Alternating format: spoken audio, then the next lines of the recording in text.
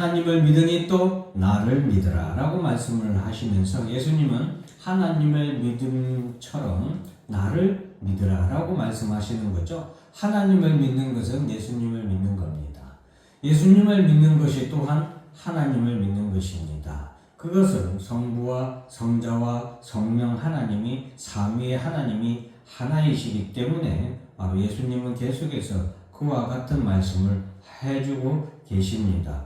이것을 제자들은 이때는 이해할 수 없었습니다. 그것이 어떤 의미인지 알 수 없었습니다. 왜냐하면 이때는 보혜사 성령, 즉 성령 하나님이 그들 가운데 임하시기 전이었기 때문에 예수님께로부터 이 말씀을 듣되 그 말씀을 아직 이해할 수는 없었습니다. 보혜사 성령님이 오시고 난 후에야 성령님의 역사를 통하여서 감화 감동을 통하여서 그때서야 그들이 이 말씀 또 예수님이 생전에 그들 가운데 하신 말씀을 이해하고 알아들을 수 있었던 것이죠. 그래서 우리가 하나님의 말씀을 들을 때도 그렇습니다. 사랑하는 성도 여러분, 하나님의 말씀이 우리가 앉아서 듣는데 도무지 알 수 없는 때가 있어요. 들어도 이게 무슨 말인지 이해를 못하는 때가 있어요. 그래서 예배 시간이 너무나도 졸려서 행복하다는 그런 사람도 참 많습니다. 예배 시간이 행복한 건 은혜가 있든지 없든지 동일한 것 같아요. 그래서 예배 은혜 받는 사람은 그 은혜로 말미암아 행복하고, 아직 이 무슨 말인지 이해 못해서 예배 시간에 졸리는 사람은 푹 자고 일어나서 행복하고 예배는 그래서 행복한 것입니다. 자, 어쨌든 그런 분이라고 할지라도 여러분들이 실망하지 마시고 하나님의 말씀을 계속 들을 것은 예수님의 제자들도 이때는 알지 못했다는 것을 꼭 기억하시길 바랍니다. 직접 예수님이 하시는 말씀을 직접 들었음에도 그들은 알지 못하였고, 나중에 성령님이 역사하실 때가 되어서야, 바로 여러분들도 마찬가지예요. 성령님이 역사하실 때에 그때 그 말씀이 이해되고 깨닫게 되고 그때 은혜가 오게 되는 것입니다. 그러니 지금 당장 이해되지 않는다고 또 그 말씀이 은혜롭지 않다고 여러분 실망하지 마시고, 오늘따라 앞에 있는 목사님이 설교 준비를 안 했나 보다, 그것도 아니에요.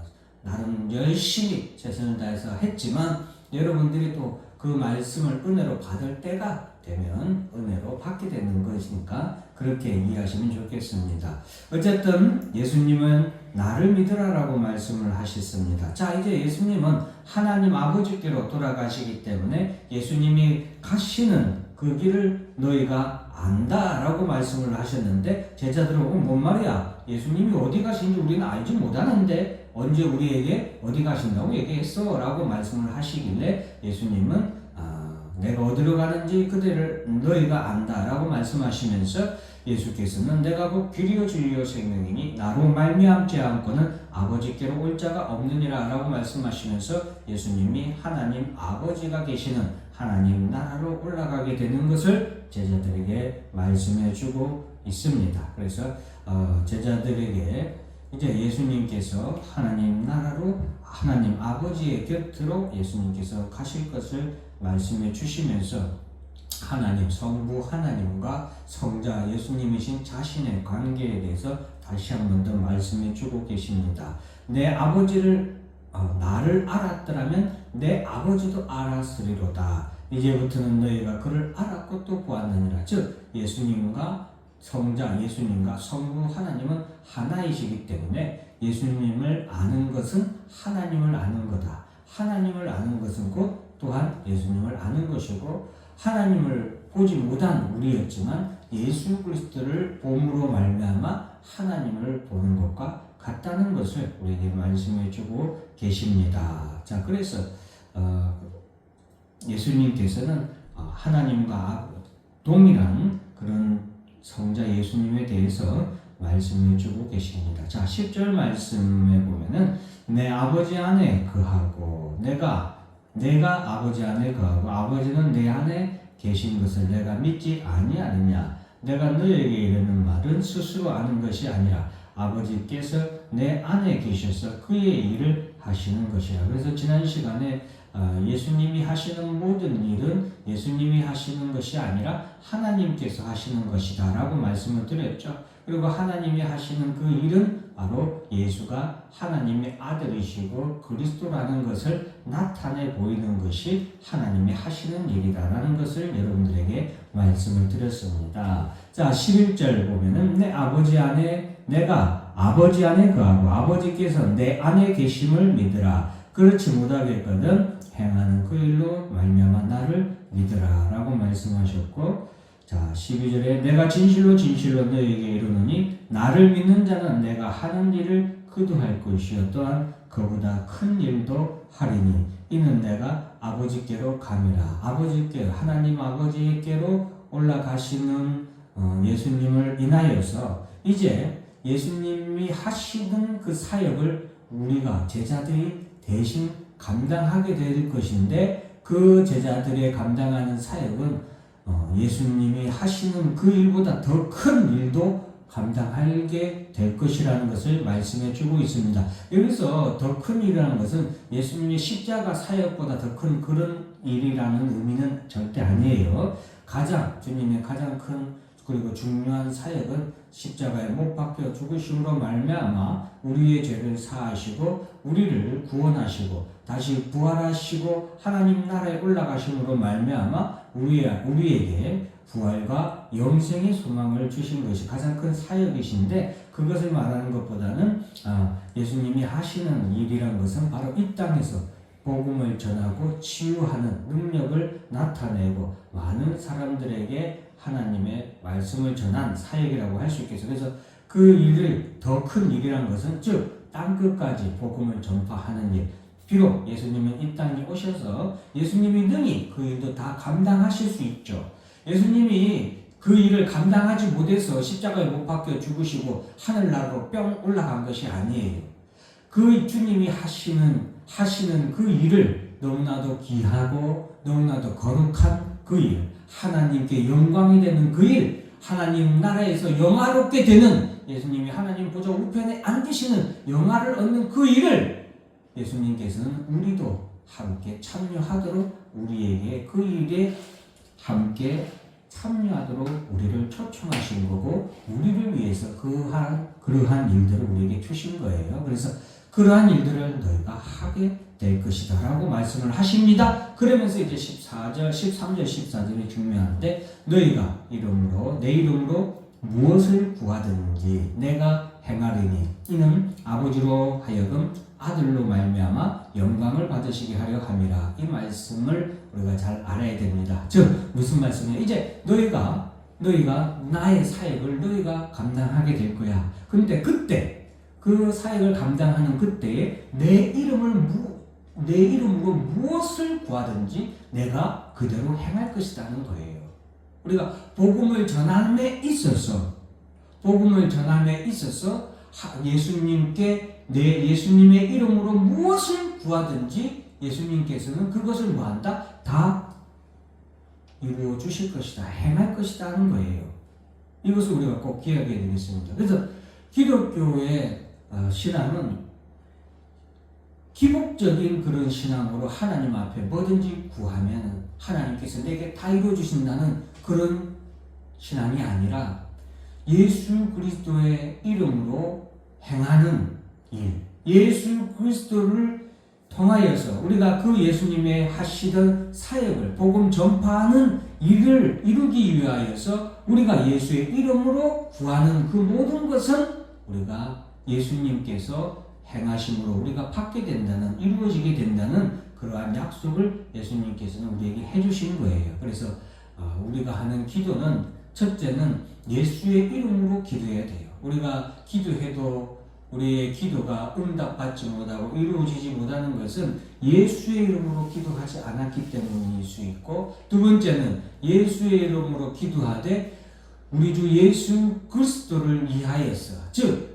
그 복음 전파의 사역을 위하여서 주님이 하시던 그 일을 우리가 대신 감당하기 위해서 우리가 구한 것이 아니든지, 그렇게 구한 기도는 주님께서 다 행하신다고 하셨잖아요. 그러니까 그렇게 행하지 아니하고 나의 육체의 소욕으로 구한 것은 또한 우리가 응답받지 못할 수도 있습니다. 그래서 우리가 내가 행하리니라는 이 말씀을 꼭 기억하시고, 자, 예수님이 행하시는 이는 아버지로 하여금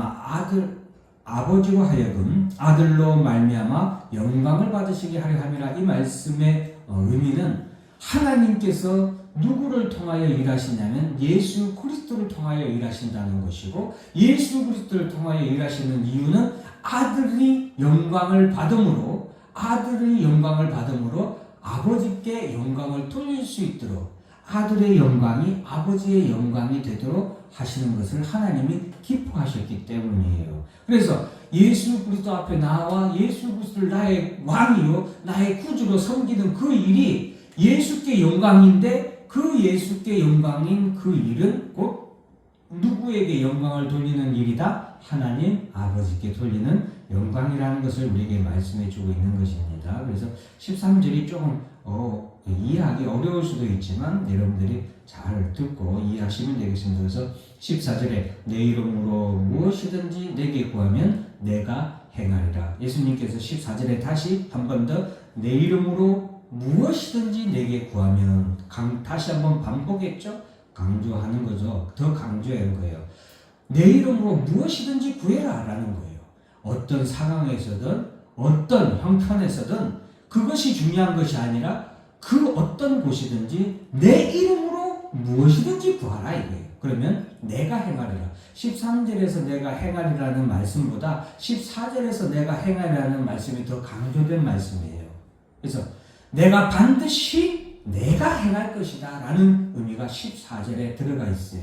그래서 사랑하는 성도 여러분, 우리가 신앙생활을 하면서 여러 가지 어려움이 오는 것은 오히려 감사해야 돼요. 왜? 그 어려움은 우리로 하여금 예수 그리스도의 이름으로 우리가 구할 수 있게 하나님이 우리에게 주신 기회인 거예요.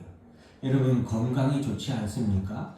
주의 일을 하는 데 있어서 이 건강이 나에게 필요하다면 이 건강을 위하여서 주께 기도하시길 바랍니다. 그러면 주님께서 행하신다는 거예요. 그럼 우리는 누구에게 감사하겠어요?